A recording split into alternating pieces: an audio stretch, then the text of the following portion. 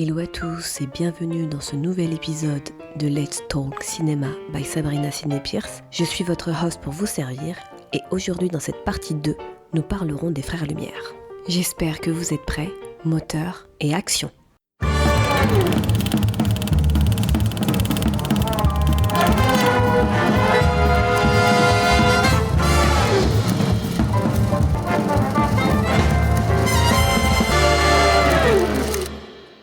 Comme je le disais en introduction, aujourd'hui nous parlerons de la partie 2 qui est consacrée aux Frères Lumière. Nous sommes toujours dans l'épisode numéro 1, la naissance du cinéma, ses origines. Pour ceux qui n'ont pas écouté la partie 1, je vous invite à le faire pour que vous puissiez avancer avec nous chronologiquement. Les Frères Lumière, qui sont-ils ?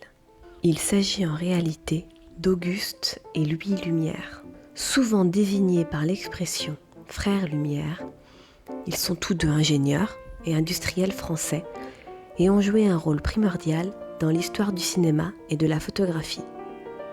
Il y a d'abord l'aîné, Auguste, né le 19 octobre 1862, puis le second, Louis, né le 5 octobre 1864. Tous deux sont les fils de l'industriel, peintre et photographe Antoine Lumière, qui leur a donné le goût de la photographie, mais également de l'innovation.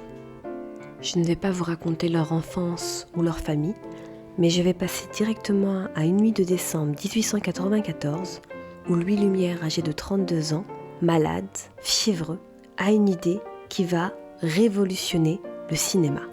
En effet, cette nuit-là, il va griffonner un croquis en s'inspirant de la machine à coudre de sa mère et va concevoir le principe technique du cinématographe. Qu'est-ce le cinématographe ?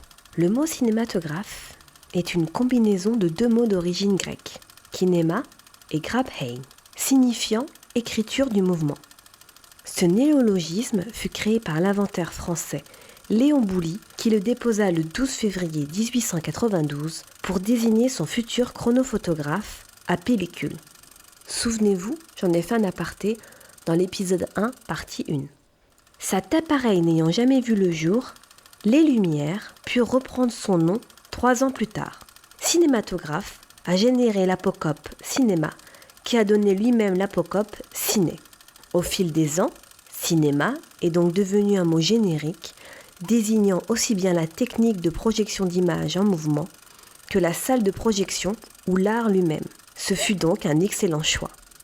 La toute première séance publique du cinématographe va se dérouler à Paris, le soir du 28 décembre 1895, en plein quartier de l'Opéra, dans le 2e arrondissement. Plus précisément, au sous-sol du Grand Café, situé au 14 boulevard des Capucines, à l'angle de la rue Scribe. Quelques chroniqueurs de la presse scientifique et directeurs de théâtre ont été conviés à cette séance. Mais hormis un certain Georges Méliès, dont nous reparlerons, rares sont ceux qui se déplaceront pour ce qu'ils perçoivent comme une simple attraction ludique.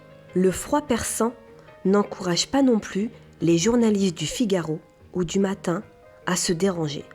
Les trottoirs ont beau être noirs de monde, personne ne prête attention aux 2 affichettes apposées sur les vitres du Grand Café, cinématographe 1 franc, soit environ 6 € aujourd'hui. En pleine trêve des confiseurs, les gens pensent davantage à leur achat de fin d'année. Ils n'ont pas conscience qu'une séance du cinématographe serait un cadeau inoubliable.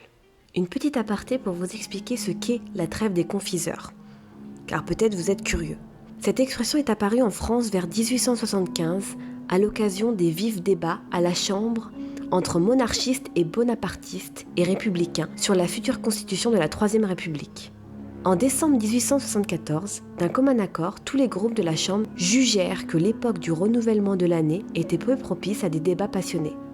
À cette occasion, la presse a donc imaginé un mot satirique et l'a rebaptisé la trêve des confiseurs.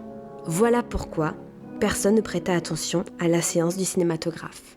Donc ce soir-là, à 21h précises, seule une poignée de curieux assisteront à la projection. Au programme, une dizaine de vues très courtes. À l'époque, on ne disait pas encore film, on disait des vues. Ce qui rappelle un peu aujourd'hui ce qui se passe dans les réseaux sociaux. On parle de vues. Donc, une dizaine de vues très courtes, sortie d'usine, leçon de voltige à cheval, pêche au poisson rouge, débarquement de congressistes, forgeron au travail, le jardinier le petit espiègle, qui sera plus tard rebaptisé l'arroseur arrosé, déjeuner de bébé, saut à la couverture, place des Cordeliers à Lyon, qui est aujourd'hui la place Bellecour, et pour finir, baignade en mer. Donc tous ces petites vues sont projetées ce soir-là à 21h. La fameuse arrivée d'un train en gare de La Ciotat ne sera ajoutée au programme que 15 jours plus tard. L'important est que les 33 ou 35 individus présents sont immédiatement enthousiasmés par ce qu'ils viennent de voir. Le programme se compose de 10 vues animées de 30 à 50 secondes chacune, soit 8 minutes de projection au total. Cela peut paraître bien court, mais 6 minutes vont représenter pour chacun de ces futurs spectateurs un moment aussi magique qu'historique. Tous sont stupéfaits par la capacité technique du cinématographe à reproduire si bien le mouvement de la vie et plus encore par sa capacité artistique à faire croire à la réalité. Autrement dit, par son stupéfiant pouvoir d'illusion. Tous vanteront l'étonnant spectacle auquel ils viennent d'assister. Dès les jours suivants, ce sera la ruée. Comme je le disais plus tôt, la première projection publique de cinématographe s'est déroulée à Paris le 28 décembre 1895 à 21h. Mais l'on sait que 48 heures plus tard, les frères Skladanowski proposèrent aux Folies Bergères un spectacle du même type avec leur projecteur bioscope allemand. On mesure mieux à quel point il s'en est fallu de peu pour que la glorieuse naissance du cinéma échoua à d'autres. 2 semaines plus tard, l'inventeur anglais Burt Acres présenta aux Londoniens un reportage filmé sur le derby d'Epsom. Plus tard, Louis Lumière, avec tout l'humour et l'humilité qui le caractérisent, confiera, je cite, « Ayant eu la chance d'arriver le premier, je crois pouvoir me considérer comme le premier venu. » Mais contrairement aux idées que l'on se fait habituellement, la toute première séance de projection du cinématographe n'a pas été un bide. Certes, seulement 33 personnes exactement y ont assisté, mais 33 spectateurs payants signifie déjà 33 francs de recettes. Souvenez-vous, c'était 1 franc. Soit, en tout, 3 francs de bénéfices. Une fois réglés les 30 francs de loyer quotidien. L'affaire est donc tout juste rentable. Mais Dieu viendra par la suite très juteuse. Chaque jour, à raison de 20 séances quotidiennes, entre 10h et 22h30, 2000 à 2500 francs tomberont dans l'escarcelle des Lumières. Les projections se poursuivront durant 4 ans et demi, jusqu'en avril 1901. À l'issue de cette exploitation, les bénéfices cumulés s'élèveront à 3 millions de francs de l'époque, ce qui fait environ 18 millions d'euros aujourd'hui. À peine né, le cinéma est déjà source de revenus importants. Bientôt, sous l'impulsion des grands entrepreneurs Charles Pathé et Léon Gaumont, il va devenir une véritable industrie. Le succès du cinématographe va vite franchir les frontières de l'Hexagone. Dans le monde entier, des projections sont organisées. Le 5 janvier 1896 à Alexandrie, le 28 janvier au Caire, le 20 février à Londres, le 27 en Bulgarie, le 29 février à Bruxelles, le 12 mars à Rome, le 30 avril à Berlin. Et puis on passe les frontières, le 17 mai à Saint-Pétersbourg, le 7 juillet à Bombay, le 10 juillet à Bucarest, le 16 juillet à Mexico, etc., etc. Partout, les projections d'images galopantes déclenchent l'enthousiasme. Partout des salles s'ouvrent. Le nom des frères Lumière et celui de leur invention se dressent sur tous les frontons. Leurs opérateurs sont envoyés partout dans le monde pour apporter des images documentaires. La merveille du siècle fait accourir les foules. Un nouveau média de masse vient de voir le jour. Depuis les premiers rêves humains d'images animées, le cinéma a mis très longtemps à voir le jour. Pourquoi ? Parce qu'il a fallu mettre au point 3 types d'inventions techniques. Les lanternes magiques, 17e, 18e siècle, pour la projection d'images. Les jouets optiques, 1816 à 1881, pour l'animation d'images dessinées. Et la photographie, dès 1826, pour la reproduction instantanée de la réalité. Ces 3 inventions, je les ai mentionnées en partie 1, et j'en ai expliqué les détails. Si vous ne l'avez pas écouté, je vous invite à le faire dès maintenant. Une vingtaine d'années supplémentaires seront nécessaires pour conjuguer efficacement ces techniques complémentaires.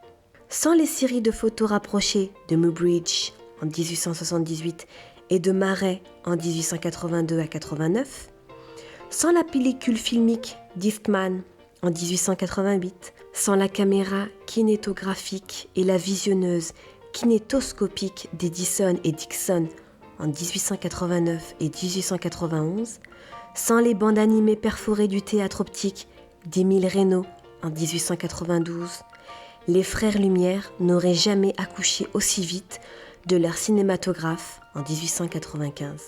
Louis Lumière reconnaîtra humblement que c'était dans l'air. Les travaux antérieurs devaient un jour ou l'autre conduire au résultat auquel j'ai eu la chance d'arriver le premier, disait-il. Mais le monde entier lui doit le premier mass médium moderne, à la source des médias audiovisuels. C'est la fin de cette partie 2 qui était consacrée aux frères Lumière.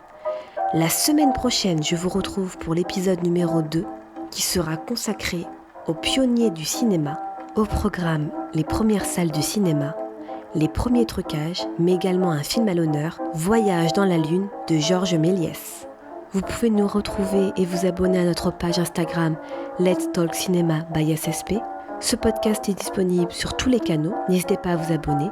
J'aurai le plaisir de vous retrouver la semaine prochaine pour l'épisode 2, Les pionniers du cinéma.